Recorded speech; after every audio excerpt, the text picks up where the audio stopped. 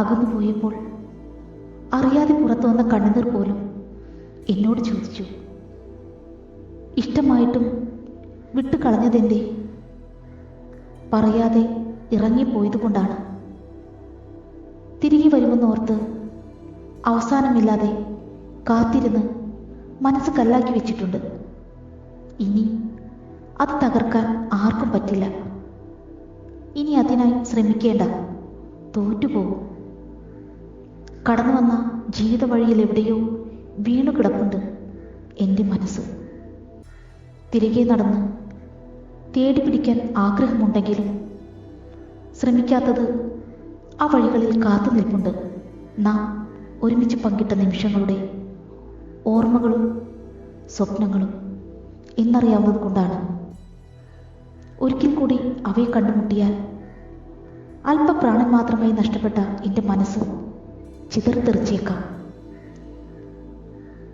വെറും 3 അക്ഷരങ്ങളിൽ ഒതുങ്ങുന്ന വെറും ഒരു പേര് മാത്രമായിരുന്നില്ല നീ എനിക്ക്.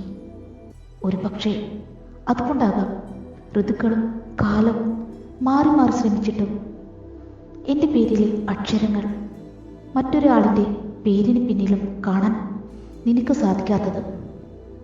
പ്രണയം സത്യമാണ്. അതുകൊണ്ട് നീ ആരെ സ്നേഹിക്കുന്നുവോ അവൾ ഈ ജന്മം മുഴുവൻ നിന്നെ ഓർത്തിരിക്കുന്നത്. അതൊരു പക്ഷേ നിനക്ക് അവളെ ഇഷ്ടമല്ലെങ്കിൽ പോലും ജന്മങ്ങളിൽ നിന്നും ജന്മാന്തരങ്ങളിലേക്ക് സ്നേഹബന്ധം പുനർജനിക്കുമ്പോൾ അടുത്ത ജന്മത്തിലും ഞാൻ നിന്റെ സ്നേഹത്തിനായി കാത്തിരിക്കും. മനസ്സ് തുറന്നൊന്ന് സംസാരിക്കാൻ നീ ഒപ്പമില്ലാതെ വരുമ്പോഴാണ് ഞാൻ എത്രത്തോളം തനിച്ചാണ് ഈ ലോകത്തിലെന്ന് തിരിച്ചറിയുന്നത്. ശരിയാണ്, ഞാൻ നിന്റെ കണ്ണ് നിറച്ചിട്ടുണ്ട്, ചങ്ക് തകർത്തിട്ടുണ്ട്. പക്ഷേ നിന്നെ സ്നേഹിച്ച പോലെ ഞാൻ വേറൊരാളെ സ്നേഹിച്ചിട്ടില്ല.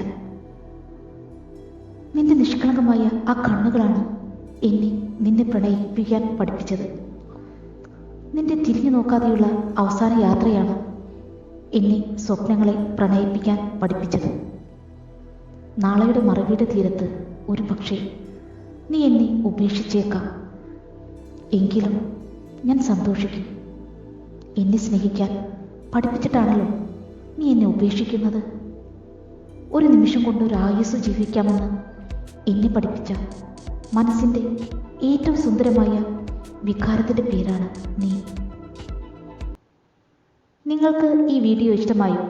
എങ്കിൽ ഒരു ലൈക്ക് തന്ന് സബ്സ്ക്രൈബ് ചെയ്യാമോ?